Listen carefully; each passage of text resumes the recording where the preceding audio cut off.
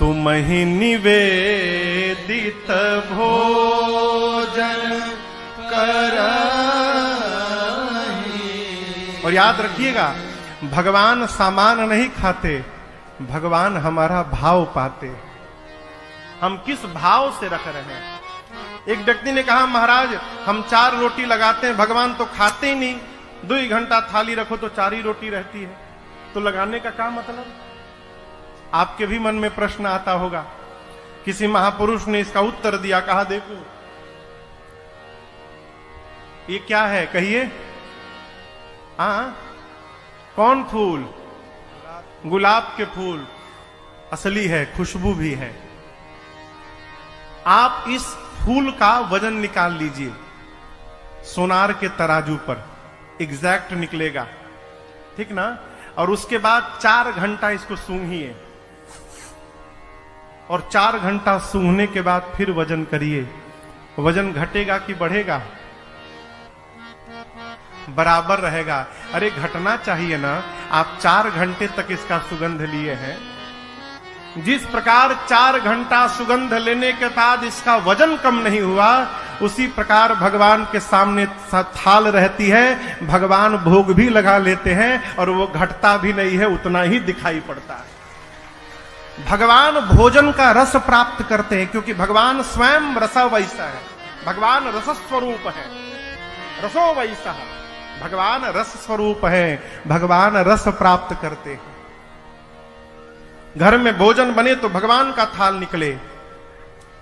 और मेरी प्रार्थना, जिस घर में भगवान के लिए थाल निकलती हो, पहले माई बाप, उस घर के लोग जीवन में कभी भूखे नहीं सोएंगे, ये मेरा विश्वास कहता है। जहां भगवान के लिए थाल निकाली जाए, तुम ही निवेदित भोजन करहि। इस पर एक बड़ी अच्छी कथा है। अब तो नहीं रहे, स्वामी जी साकेत चले गए, पूज्य प्रातस्मरणीय पूज्य स्वामी रायेश्वरानंद जी महाराज। इस कथा पर लीला में, वृंदावन में लोग लीला भी दिखाते हैं। एक घर में एक बालक का जन्म भया। वो भोजना अवतार था। भोजना अवतार यानी भोजन के लिए ही अवतार लिया था। खाने बैठ जाए तो उठने का नाम न ले। भैया अभी मैं गया था कथा गाने बेगूसराय 2 साल पहले, तो एक आदमी मिला तो पता चला कि बहुत खाता है। अभी अवस्था होगी कितना, मनोज के कितना उम्र है? 40 साल अवस्था। मन बिया का भतीजा 40 साल अवस्था। तो पता चला कि बहुत खाते हैं। हमने भैया कितना खा लेते हैं? बोले महाराज अब खुराक खत्म हो गया, अब नहीं रहा पहले वाली बात। बोले अब कितना खा लेंगे? महाराज अब क्या बताएं हम आपको। अच्छी बताओ, दही यदि दे दी जाए अभी वर्तमान में, कितनी दही खा लेंगे? बोले महाराज ये खुराक खत्म हो गया, अभी हम 16-17 किलो खा लेंगे। भैया ठाकुर जी बैठे, सामने की बात है। बोले खुराक खत्म हो गया तो 17 किलो दही खा लेंगे। एक आदमी मिला, बोला महाराज हम भोजन करने के बाद 300 रसगुल्ला खाए थे। कितना? 300 भोजन करने के बाद। हमको एक आदमी मिला कथा में, एक बार आए तो हम लोग साथ में बैठे भोजन करने के लिए। हम भोजन शुरू कर दिए, वो शुरू न करें। हम बोले भाई साहब शुरू करिए। बोले महाराज हम ऐसे नहीं खाते हैं। बोले कैसे खाते हैं? बोले बित्ता से खाते हैं। मतलब? बोले एक बित्ता जब तक रोटी जमा ना हो जाए हम शुरू नहीं करते। हमने कहा भैया इनको बाहर ले जाओ, बाहर ले जाकर बिठाओ, इनका जमा करो एक बित्ता। जब भोजन करके आए तो हम बोले ये क्या नियम है, फॉर्मूला एक बित्ता? बोले महाराज जी शुरू कर दें और बीच में रोटी खत्म हो जाए तो, इसलिए पहले हम अपन जमा कर लेते हैं एक बित्ता, कि टेंशन ना रहे मिली कि ना मिली, तब शुरू करते। उसी प्रकार वो आदमी खाना शुरू कर दे तो रुकने का नाम न ले। घर वाले कहें अरे बीच में पानी भी पीते हैं, तो कहता था पहले बीच आवे तब न पिए। अभी बीच में पहुंचे कहां हैं हम? घर वाले अंत में त्रस्त होकर उसको निकाल दिए बाहर। बोले जाओ यहां से भागो, कोई काम धंधा नहीं, दिन भर खाते हो। बहुत खाता है। वो बोला बहुत नहीं खाता है, जितना मेरा खाता है उतना ही खाता है। खाता से अधिक कोई नहीं खाता। जिसके खाता में जितना लिखा है वो उतना ही खाता है। घर वाले जाए, बोले जाओ बाहर खाता खोलो, यहां तुम्हारा खाता बंद। अब चला अब कहां भोजन मिलेगा? तो देखा एक आश्रम के दरवाजे पर, मेन गेट पर एक मोटे ऊर्ध्वपुंड लगाए महात्मा, मोटे ताजे गेरुआ कपड़ा पहने महात्मा बैठे हैं। तो ये महात्मा नहीं दिखाई पड़ा, इसको शरीर दिखाई पड़ा। बोला इतने मोटे यानी बहुत खाते होंगे। तो गया प्रणाम करके बोला सरकार आपके इस तंदुरुस्ती का राज क्या है? तो बोले भीतर अनलिमिटेड है, कोई गिनने वाला नहीं है, जब तक मन करे तब तक खाओ। पूछा काम क्या करना पड़ेगा? बोले भीतर जाओगे तो माला मिलेगी, माला लेकर ऐसे ऐसे घुमाते रहना है बस। तो बोला कि एंट्री कैसे मिलेगी इसमें? तो बोले गुरुजी से दीक्षा लेनी पड़ेगी। बोला बस बस हम यही का पता ढूंढ रहे थे, हमको भीतर एंट्री कराइए बस। गया गुरुजी से दीक्षा मिली, वो भी चोला बदला, माला लिया। अब बोला ऐसा जगह तो धरती पर कहीं होगा, भर पेट खाओ, चकाचक माला लो, सो खाओ, कोई देखने वाला नहीं। खूब आनंद पूर्वक रहने लगा हो। लेकिन ये आनंद बहुत दिन नहीं रहा। एक दिन सुबह सुबह संध्या उपासना करके दौड़ा भोजनालय में, तो देखा ठन ठन गोपाल आज कुछ बना ही नहीं। पहुंचा गुरुजी के पास, कहा गुरुजी बाल भोग का समय हो गया। बोले कौन भोग? आज एकादशी है बेटा, आज कुछ नहीं बनेगा, आज उपवास करना पड़ेगा। बोला गुरुजी बनेगा कब? कल द्वादशी को। बोला गुरुजी हम एकादशी रही गए तो द्वादशी तक बचेंगे ही नहीं, हम भोजन के लिए साधु बने हैं, हम नहीं खाएंगे मर जाएंगे गुरुजी। तो गुरुजी बोले छे काम करो, यहां तो बनेगा नहीं, तुम राशन लेके जाओ, आश्रम के बाहर नदी किनारे जाओ, वहीं नहाओ, वहीं भोजन बनाओ, अब पाओ, वहीं पाकर आना, लेकिन राम जी को भोग लगा के तब खाना। बोला जी गुरुजी। गुरुजी बोले इसको 2 आदमी का राशन देना, बहुत खाता है ना, तो 1 आदमी का राशन में पेट भरेगा नहीं, 2 आदमी का राशन देना। 2 आदमी का राशन लेकर गया, स्नान किया, बनाया। गुरुजी की बात याद आई, राम जी को भोग लगाना है। लगा बुलाने, राम जी भोग लगा लीजिए। अरे राम आइए मेरे राम आइए, अब मेरे भोजन का भोग लगाइए। मेरे राम आइए, प्रभु राम आइए, मेरे भोजन का भोग लगाइए। हाँ मेरे भोजन का भोग लगाइए, मेरे भोजन का भोग लगाइए। आधी घंटा कहता रहा राम जी आइए भोग लगाइए, राम जी आइए भोग लगाइए, कोई आया ही नहीं।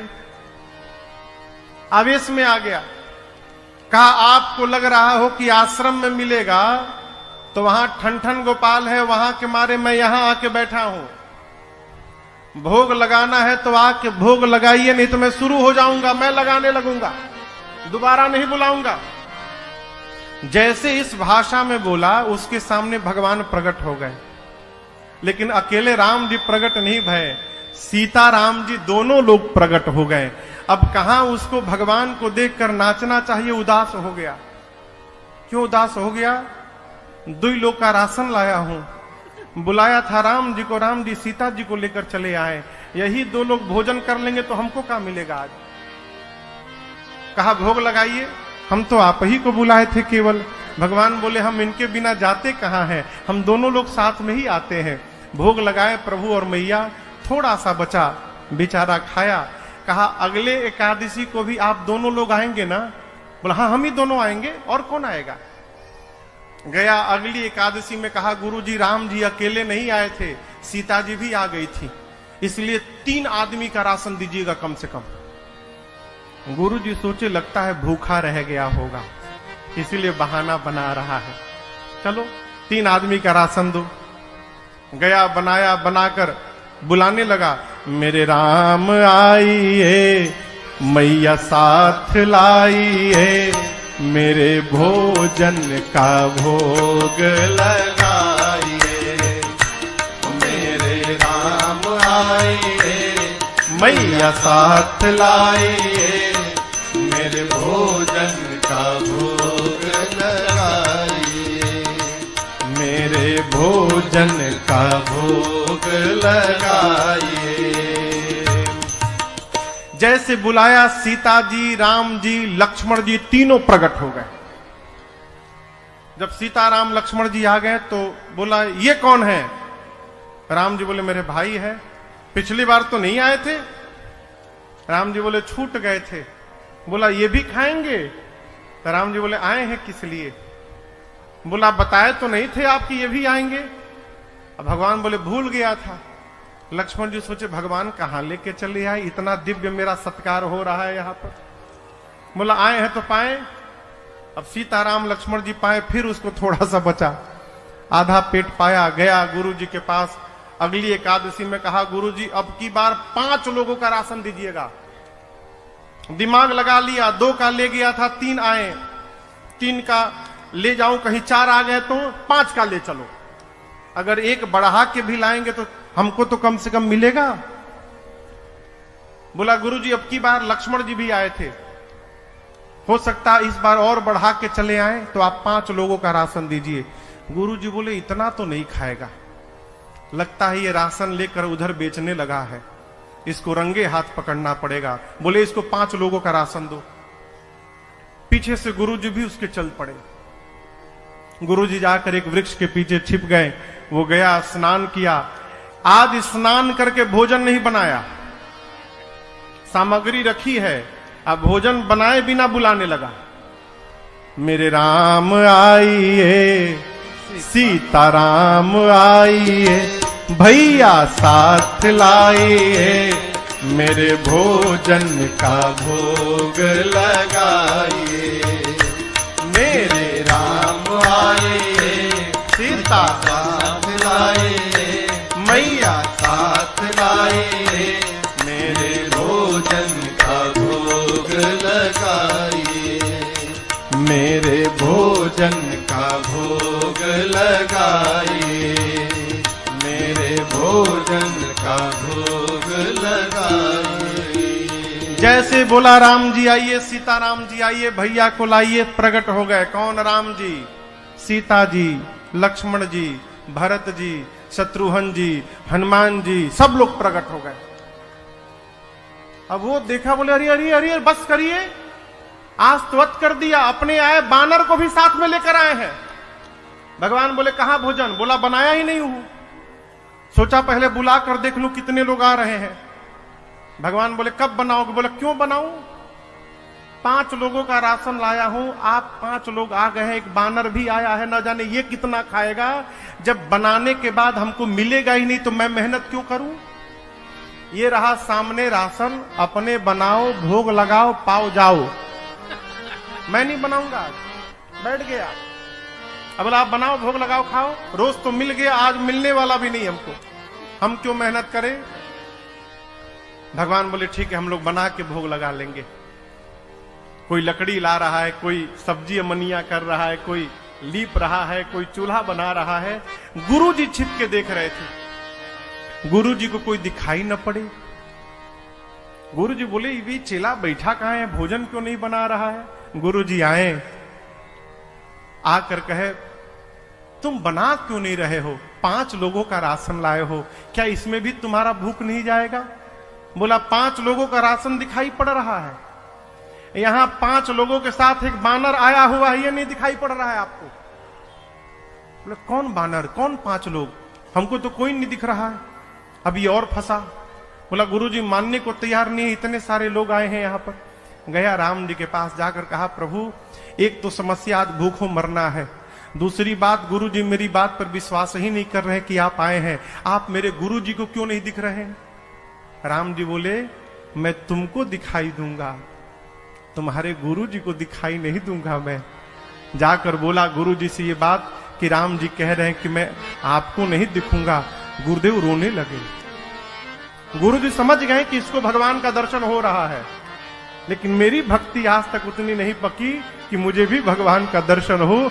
अपने दुर्भाग्य पर सदगुरु को रोना आ गया और शिष्य गुरुदेव को रोते हुए बर्दाश्त नहीं कर पाया।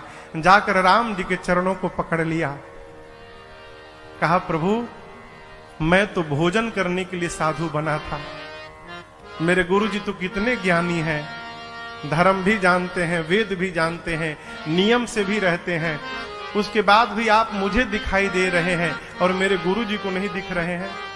राम जी ने कहा, पुत्र सत्य है कि तुम्हारे गुरुदेव ज्ञानी हैं, लेकिन बेटे जितने सरल तुम हो ना, उतने सरल तुम्हारे गुरु जी नहीं हुए हैं, इसलिए मैं तुमको दिखाई दूंगा, तुम्हारे गुरु जी को नहीं दिखाई।